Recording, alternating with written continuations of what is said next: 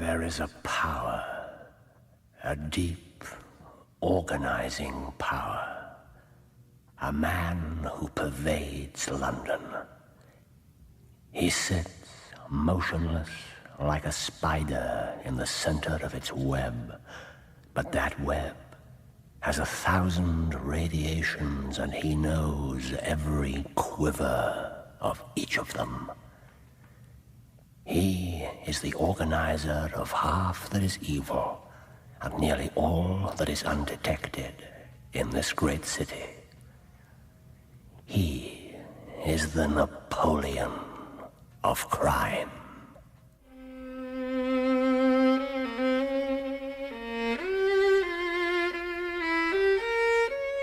The Final Problem by Sir Arthur Conan Doyle.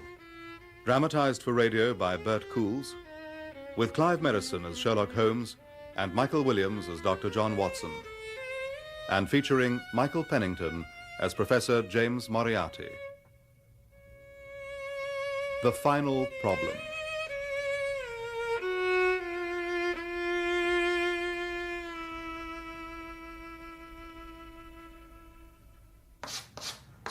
Equals L over 1 plus E cos theta. So, you see, gentlemen, by the application of quite straightforward mathematical principles, the mystery becomes clear. The minor astronomical bodies have yielded up their secret and stand revealed for what they are, the scattered remnants of another world, now lost. Gentlemen, I thank you for your patience.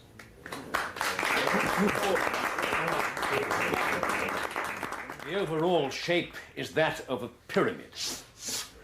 At the base, the great mass of the criminal fraternity, recruitable at need. As we go higher, we ascend in layers, moving all the time nearer and nearer to the heart of the organization. Each layer has fewer members. Level 3 consists of 25 agents. Level 2, which is known as the high table, of 9. These 9, and only these 9, have direct contact with a man at the apex of the pyramid here. Any questions, gentlemen?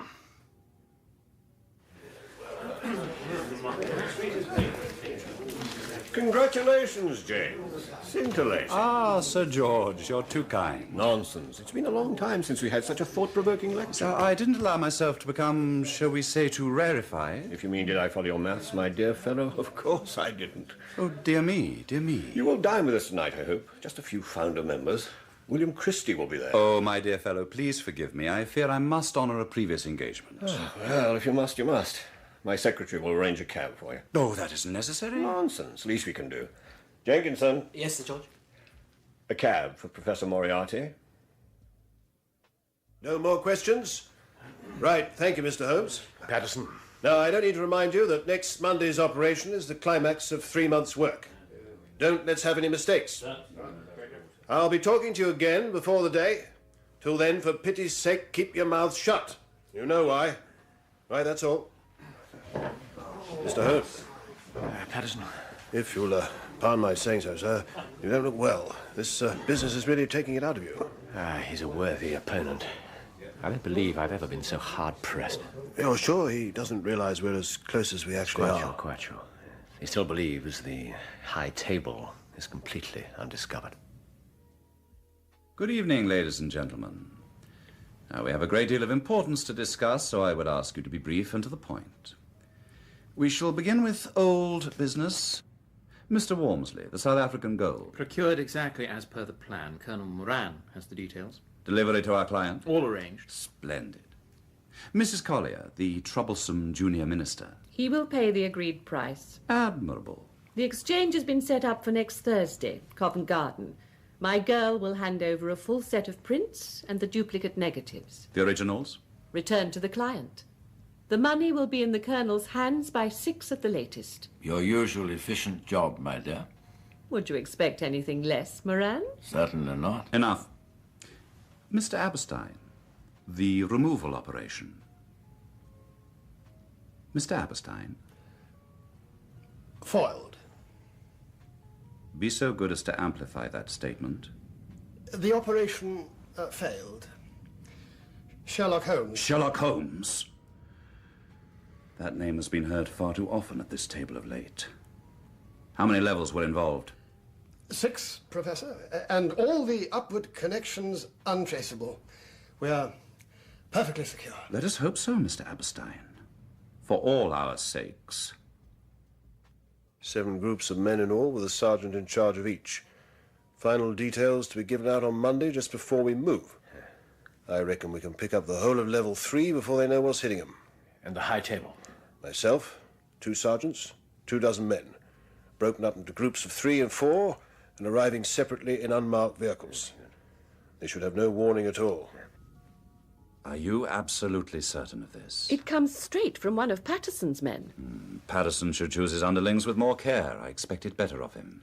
Does the man have any idea that this information will get to us? Oh, do you really have so low an opinion of my people, Moran? Well. As far as he was concerned, he was just boasting to a common tart. Besides, the girl's an expert. She made quite sure he forgot about it as soon as the words were out. He has no suspicions. He thinks she's been hanging around him because she likes him. Big, strong man, exciting job, you know the line. He swallowed it completely. Typical male arrogance. You may give the girl a bonus. 10 guineas. I already have. They have the names of everybody on level 3. That's what he said. I take it that Holmes is behind this. Undoubtedly. I thought you had him in check. I did. Every move he's made against us has been blocked. Until now. Are we in any danger? Not yet. But Mr. Holmes must be dissuaded from pursuing this business any further.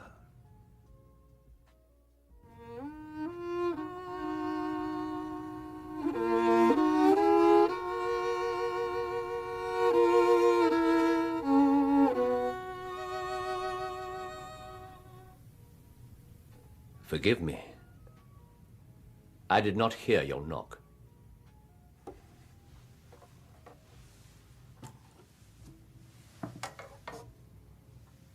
You have less cranial development than I should have expected.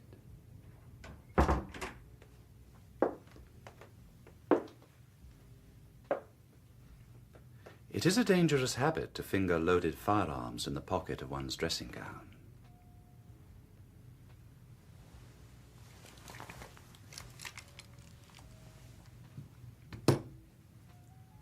You evidently do not know me. On the contrary, I think it's fairly evident that I do. I can spare you 5 minutes, if you have anything to say. All that I have to say has already crossed your mind. Then possibly my answer has crossed yours. You stand fast? Absolutely. Now be so good as to keep both hands in sight. My dear Mr. Holmes, I have not yet discovered a way of disposing of my adversaries with my memorandum book. With your permission? By all means. Thank you. You crossed my path on the 4th of January. On the 23rd, you incommoded me. By the middle of February, I was seriously inconvenienced by you. At the end of March, I was absolutely hampered in my plans.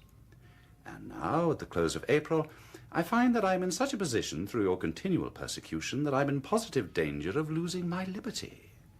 The situation is becoming an impossible one. Have you any suggestion to make? You must drop it, Mr. Holmes. You really must, you know. You cannot expect me to agree to that. No. A man of your intelligence must see that there can be but one outcome to this affair.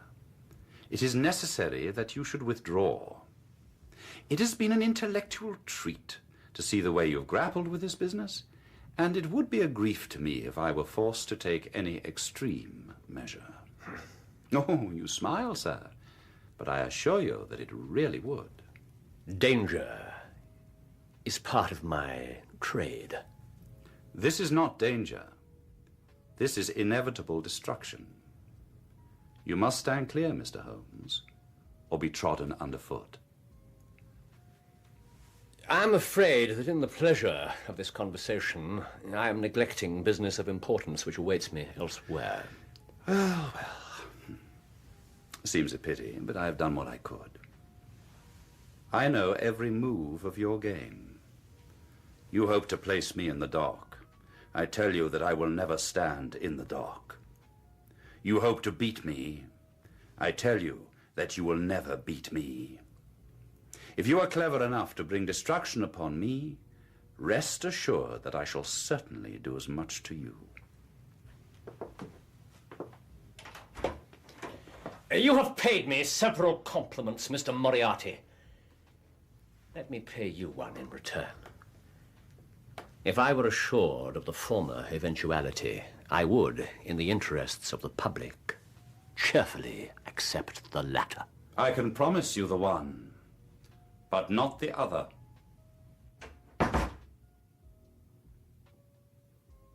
Of the dreadful events of the 4th of May, 1891, there were only 3 accounts in the public press. Of these, the first and second were extremely condensed, and the last an absolute perversion of the facts. I alone know the truth of the matter, and I am satisfied that the time has come when no good purpose is to be served by its suppression. It lies with me now, therefore, to tell for the first time what really took place between Professor James Moriarty and Mr. Sherlock Holmes.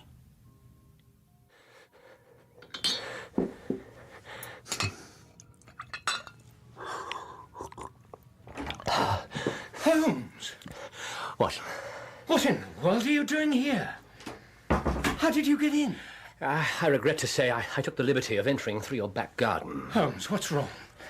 Hang on, I'll light the lamps. No. Forgive me. I prefer the dark. Have you any objection to my closing your shutters? None in the least. Thank you.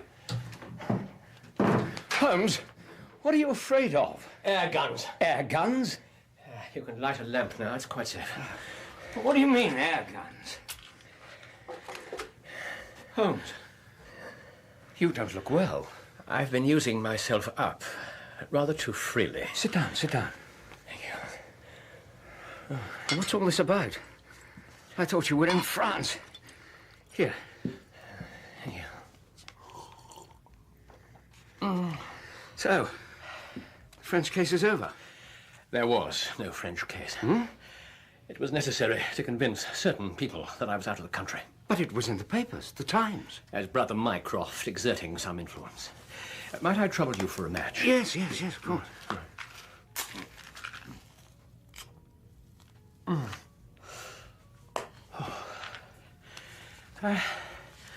I think you know that I'm by no means a nervous man, but it's stupidity rather than courage to refuse to recognize danger when it's close upon you. The air guns? One particular air gun, uniquely deadly. Holmes, what does all this mean? It's not an airy nothing. Look. Why didn't you tell me you were hurt? It's not serious. I'll be the judge of that. Put your hand on the desk. That's it.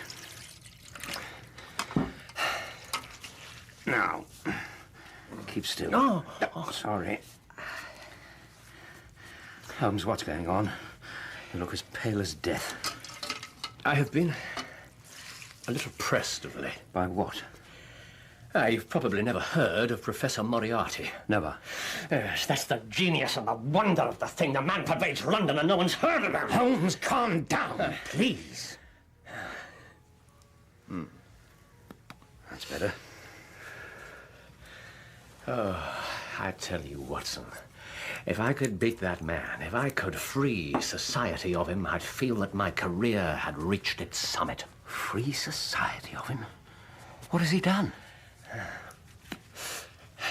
For years now, I've been aware of a power, a deep, organizing power behind every sort of case, behind forgeries, robberies, murders. I have felt the presence of this force. A single individual. He is the Napoleon of crime, Watson. If there's a paper to be seized, a house to be rifled, a man to be removed, the word is passed to Professor Moriarty, and the matter is organized and carried out. Yeah. If you know about this man, Why haven't you had him arrested? He's fenced himself around with safeguards. He does little himself. He only plans. It's his agents who do the work. They've sometimes been caught, but the power behind them was never so much as suspected until I deduced his existence. Do you have any proof of all this? Evidence? Well, for a long time, it seemed impossible. I was forced to admit that at last I had an opponent who was my intellectual equal. My horror at his crimes was lost in my admiration of his skill. Holmes, I don't believe you know what you're saying. And then he made a slip. Only a little slip, but it was more than he could afford when I was so close. I seized my thread and followed it, and it led me to him. In 3 days, Professor Moriarty and all the principal members of his organization will be in the hands of the police. Then will come the greatest criminal trial of the century, and a rope for all of them. Holmes! If this man and his entire organization are within your grasp, why are we hiding behind locked shutters, like a pair of fugitives? It was impossible for me to have done all this without his knowledge. He knows that you're onto him? He saw every step I took, but whenever he tried to break away, I headed him off. It's been the most brilliant bit of thrust and parry work in the history of detection. This morning he tried to warn me off in person. Drop it, Mr. Holmes. You really must, you know. Did you actually come to blows? Oh, that's not the professor's way. At least not until his logic tells him there's no other possible action. Then what's happened to your hand? I was attacked in the street 3 times. In broad daylight? I had to go out and do some business in Oxford Street. I was crossing Welbeck Street, and a 2-horse van nearly knocked me down. Then a brick came down from the roof of one of the houses, shattered at my feet. A brick? Yeah. Yes, forgive me, but this man is a criminal genius, and he arranges for someone to throw a brick at you? I called the police, of course. They tried to tell me it was the wind. What happened next? I spent the day at Mycroft's rooms in Pall Mall. Now I've come round to you. And? On my way, I was attacked by a rough with a bludgeon. Knocked him down. The police have him. They know him as one of this Moriarty's men? No possible connection will ever be traced. Is Mrs. Watson here? No. She's away on a visit. You're quite alone? Quite. That makes it easier. Will you come away with me for a week, onto the continent? The continent? Where? Anywhere. It's all the same to me. Holmes, in all the years I've known you, you've never once suggested taking a nameless holiday. Matters have gone so far now that they can move without my help, so it's obvious that I can't do better than get away for the next few days. Yes, I think you should get away from everything for a while. I'd be pleased to come with you. And start tomorrow morning. If that's what you want. Oh, yes, it's absolutely necessary. Well, good. You'll stay the night. No. Holmes, you're not well. I'd like to keep an eye on you. No, Doctor. You might find me a dangerous guest. I must go. What about the air gun? I have to take that risk. I fancy they may have lost my trail. Now, Watson, your instructions. I presume I'm to go directly to Victoria Station in the morning. No. Dispatch whatever luggage you intend to take to Victoria tonight. Use a messenger you can trust and pack nothing of value. Very well. In the morning, take a hansom, but not the first or the second that comes along. You must take the third cab. The third cab, you understand? Perfectly. And drive to the Strand end of the Lowther Arcade. The Lowther Arcade? Why on earth there? Watson, this is vital. The instant that your cab stops, dash through the arcade. You must time yourself to reach the other end at exactly 9:15. You'll find a small brougham waiting for you. Get into it, and you'll reach Victoria in time for the Continental Express. Now, do you understand? Where shall I meet you? Do you understand your Yes, instructions? yes, of course. The second first-class carriage from the front. A compartment will be reserved for us. Now, I must go. The lamp.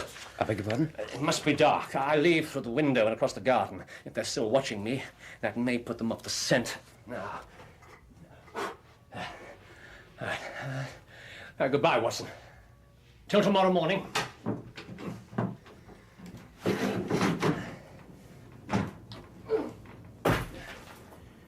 Remember your instructions. To the letter.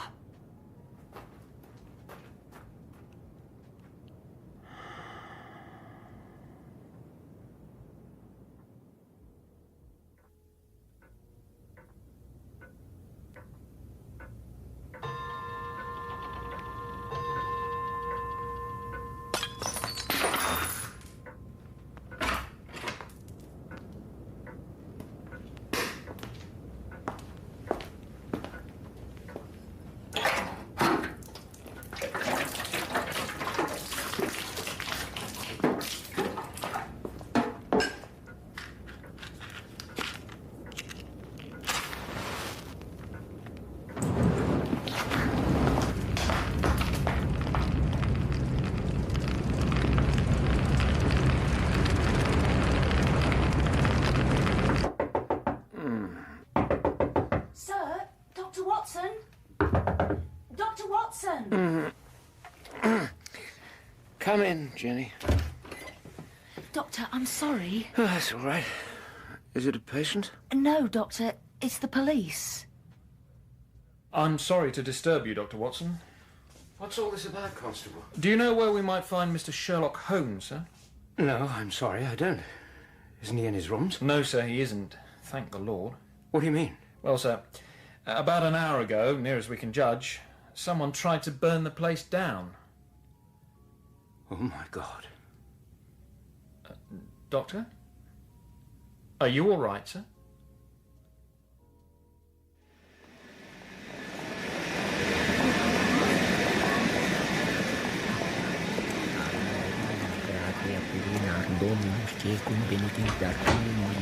There you are, sir.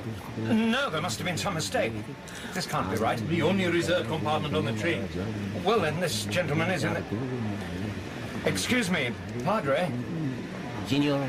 I think you must be in the wrong place. Scusi. I'm sorry, sir. I'll have to ask you to get aboard. We're about to go. But my companion is... Perhaps he's already on the train, sir. Making his way up the corridor. Now, if you please. Oh, very well. Mind the door. Keep your head inside, please, sir.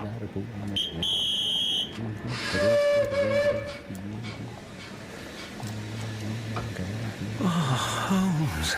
My dear Watson, you haven't even condescended to say good morning. Holmes! Quiet, we can't relax just yet.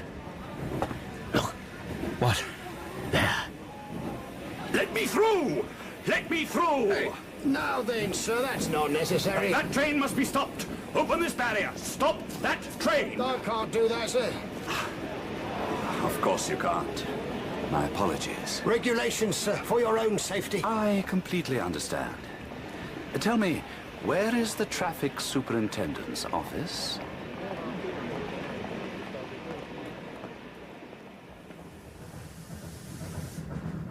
Are you telling me that was Moriarty? Yes. Oh, with all our precautions. But how on earth could he have known our plan? He could hardly have recognized you, done up like that. Grazie, signore. Mille grazie.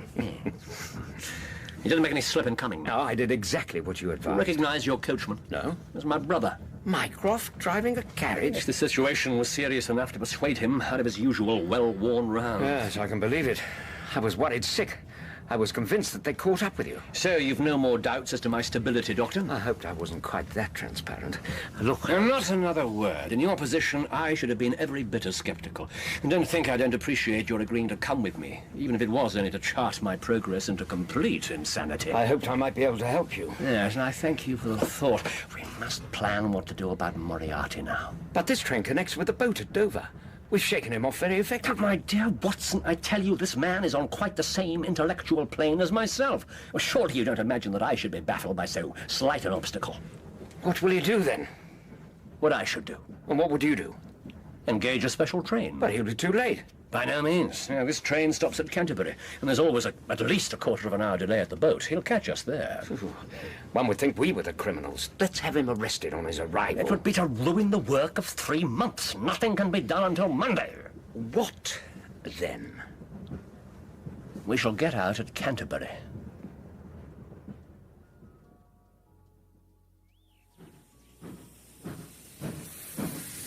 What about our luggage? It may help to throw Moriarty off the trail. I told you to bring nothing of value. You anticipated this? We'll treat ourselves to a couple of carpet bags and encourage the manufacturers of the countries we travel through. We're still going to the continent? Certainly. We'll make a cross-country trip to New Haven and over to Dieppe. Would you be so kind as to inquire about the trains?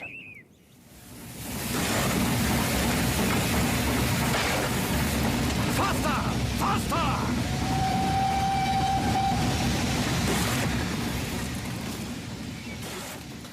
Here we are.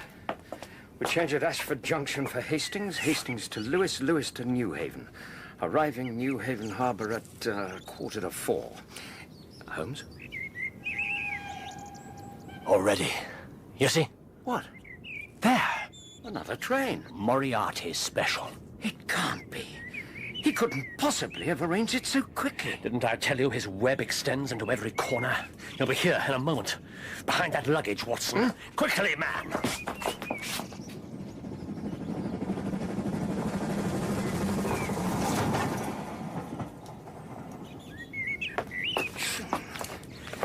There are limits, you see, to our friend's intelligence. Shall we proceed?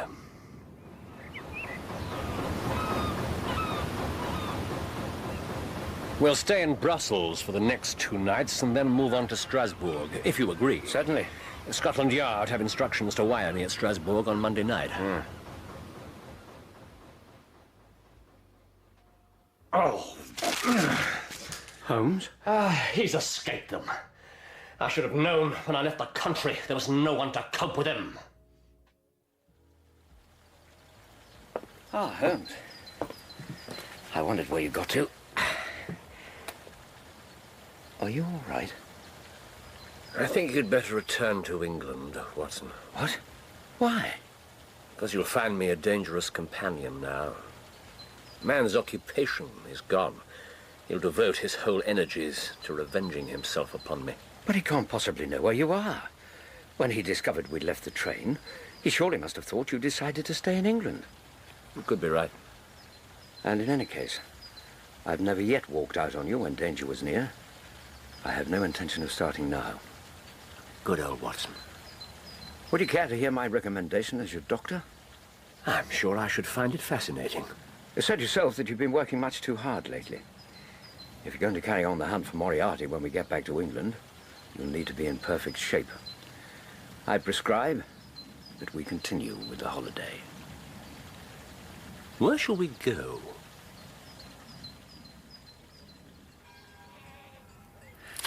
Meiringen, the principal village in the narrow and fertile Hassley Valley.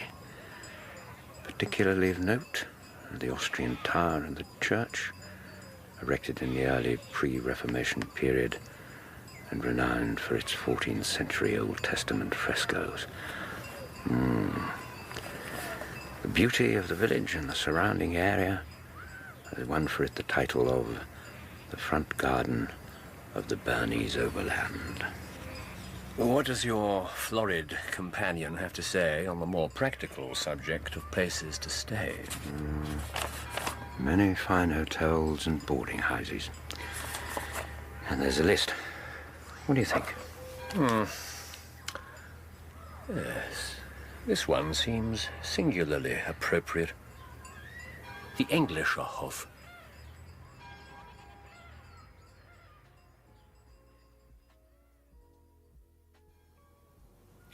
Two beers, mein Herren. Dankeschön, Herr Steiler. Thank you. Bitte schön.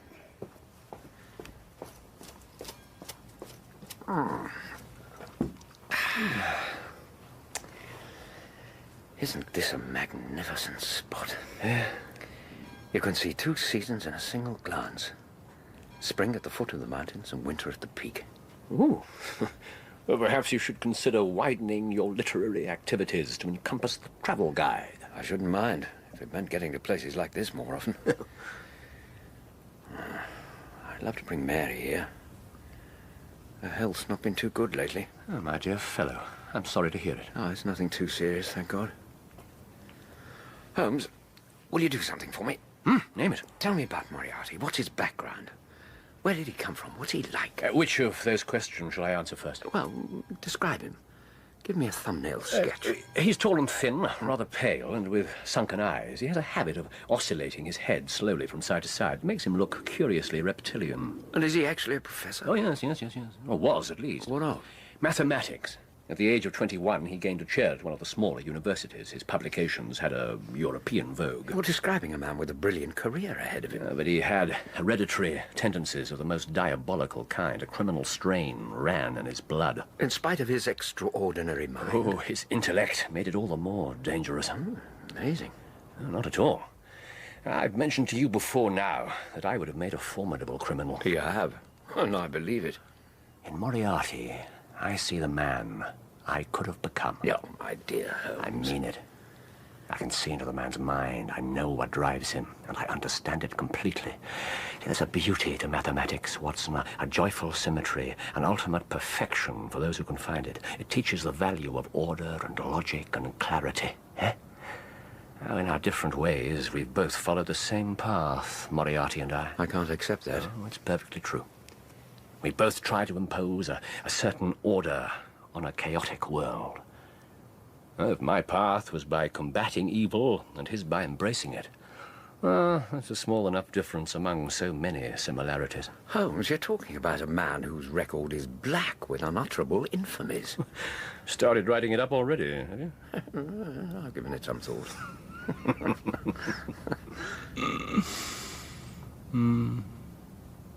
I think, Watson, I might say that I've not lived wholly in vain. Oh, my dear chap. If my record were closed tonight, I could survey it with equanimity. The air of London is the sweeter for my presence. In over 1,000 cases, I'm not aware that I've ever used my powers on the wrong side. Of course not. And now I face the most dangerous and capable criminal in Europe. Your memoirs will draw to an end, Watson, on the day I crown my career by terminating his activities. You really plan to retire? My retirement would be a price I'd willingly pay. Oh, what a beautiful evening. Yes, indeed. This air is incredibly clear. The stars will be glorious tonight.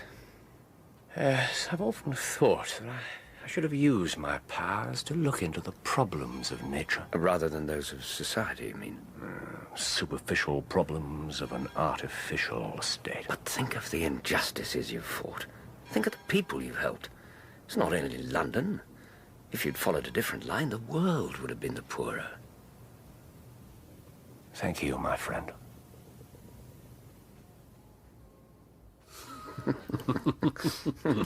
Herr Steiler, this is a most excellent breakfast.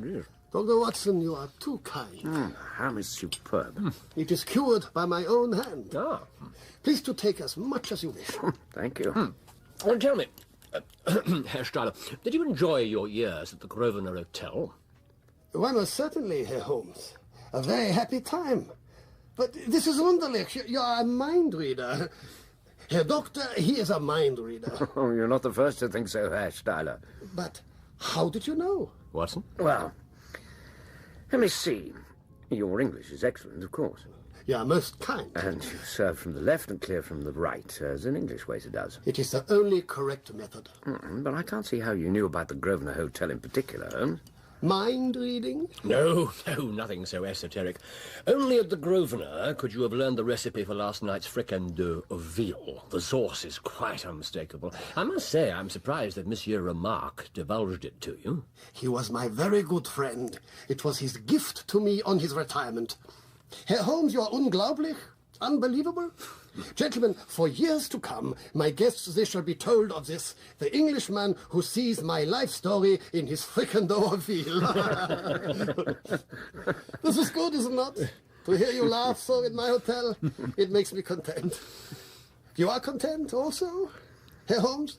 Yes, Herr Steiler. I am content.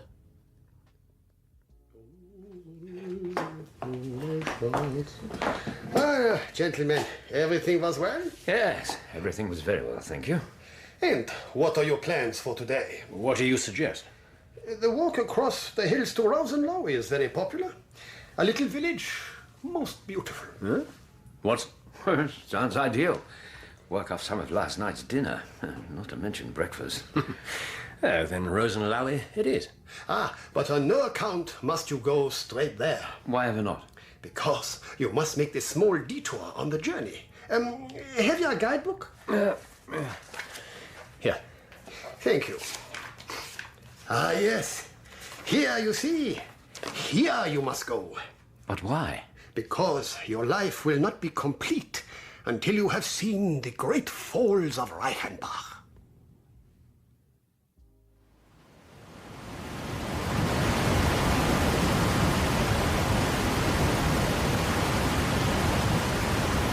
What an incredible place! The spray's rolling up like smoke. How deep is that chasm, do you suppose? It's immense. Look at it. A man could spend his life probing the secrets of such a power. And the sound! I swear I can almost hear voices shouting up out of the water. Steiler was right.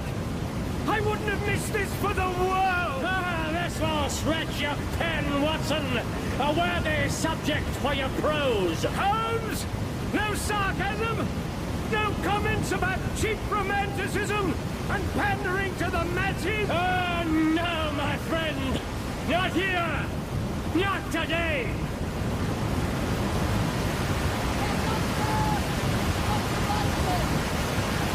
Did you hear something? Over there. Let's get back to more secure ground. Herr Dr. Watson, wer ist's? I'm Watson. This note, Doctor, for you. It's from Herr Steiler. An English lady has just arrived at the hotel. Gravely ill, he says. Ja, Herr Dr. Blutung. I'm sorry? Hemorrhage. Steiler says she's asking for an English doctor. He doesn't think she'll live. You must go. Yes, I'm afraid I must. I can't refuse. Will you come back with me? No, I believe I'll go on. Alone? Are you sure? Herr Doctor, most urgent, Herr Steiler said. Yes, I'm coming. I shan't be alone. This lad can stay with me and be my guide on to Rosenlaui. I'll wait for you there. How will that be? You will stay? Wegweisen Sie mein Freund nach Rosenlaui? Ja, das will ich, mein Herr. Very well. I'll be back with you as soon as I can. Take care, Watson. As soon as I can. Now, Rosenlaui. Wie lang ist... Mein Junge? Wo sind Sie? Hey! Save your breath, Mr. Sherlock Holmes.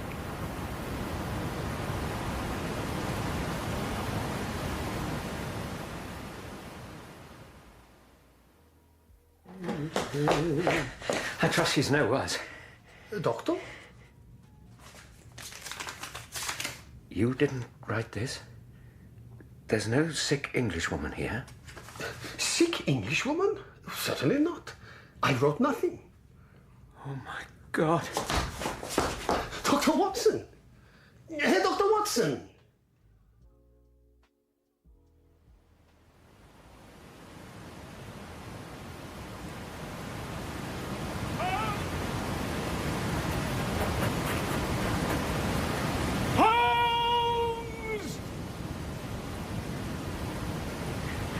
Calm down. Think. Think. He's gone on to Rosenlaui. Exactly as we were. Oh, God.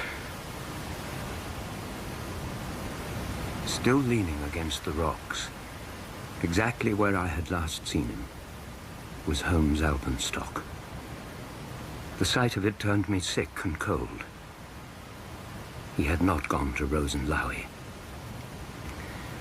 I stood for a minute or two to collect myself, for I was dazed with the terror of the thing. Then I began to think of Holmes' own methods, and to try to practice them. It was only too easy to do. There were 2 lines of footprints clearly marked in the wet ground. Both led to the end of the path overlooking the falls. There were none returning.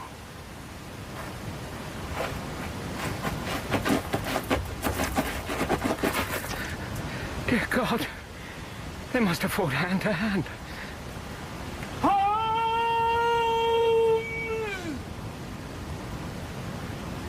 Holmes!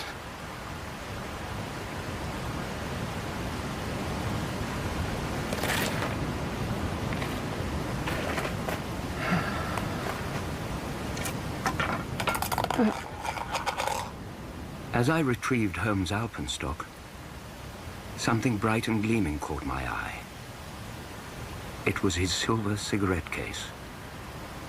And resting beneath it, neatly folded, and in a hand as firm and clear as if it had been written in his study, a note addressed to me.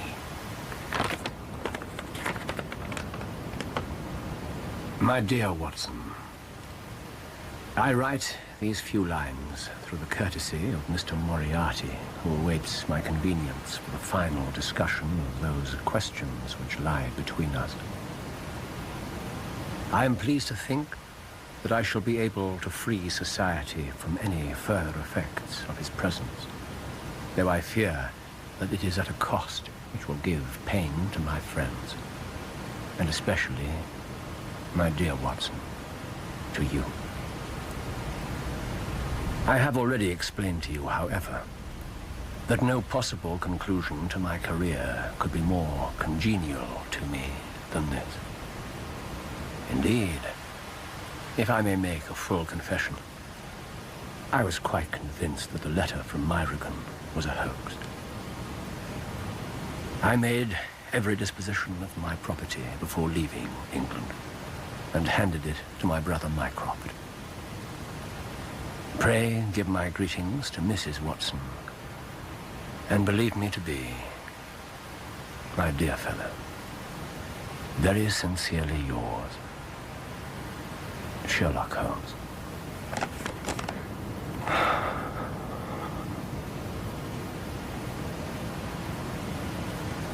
There can be little doubt that a personal contest between the two men ended, as it could hardly fail to end, in their reeling over, locked in each other's arms, into that fearful torrent. There, deep down in that dreadful cauldron of swirling water and seething foam, will lie for all time the most dangerous criminal and the foremost champion of the law of their generation.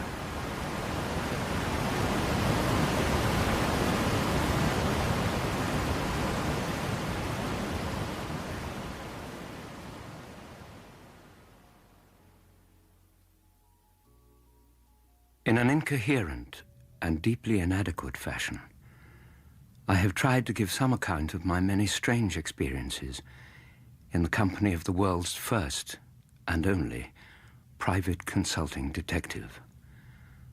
But now, with a heavy heart, I lay down my pen. These have been the last words in which I shall ever record the singular gifts of my friend, Mr. Sherlock Holmes, whom I shall ever regard as the best and the wisest man whom I have ever known.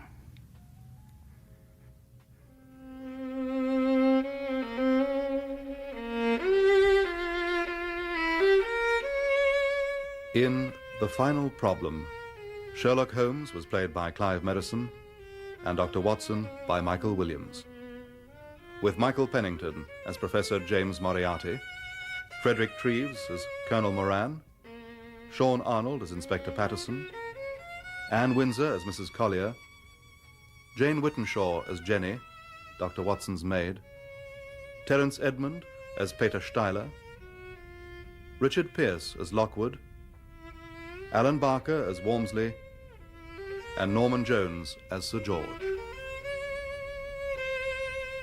The violinist was Leonard Friedman.